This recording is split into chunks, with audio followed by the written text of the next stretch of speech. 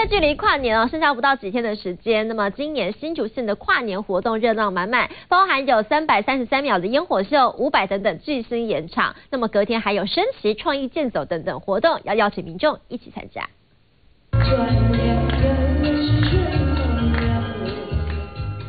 模仿帽子歌后凤飞飞演唱，今年新竹县跨年晚会活动是精彩可期，不仅邀请艺人陈汉典当主持人，还有歌手伍佰压轴演唱，另外烟火秀也没有少。只不过是218秒，但是我们这一次主办单位特别要求在规格里边招标的时候一定要突破到这个333秒。就代表着我们新竹县政府发最少的钱，能够达到最高的创意。为让民众开心迎接2014年，新竹县政府也邀请民众做公益，只要捐出发票都可以兑换摸彩券，有机会抽到汽车大奖。换彩券换摸彩券，这些摸彩券呢一张换一张，所以呢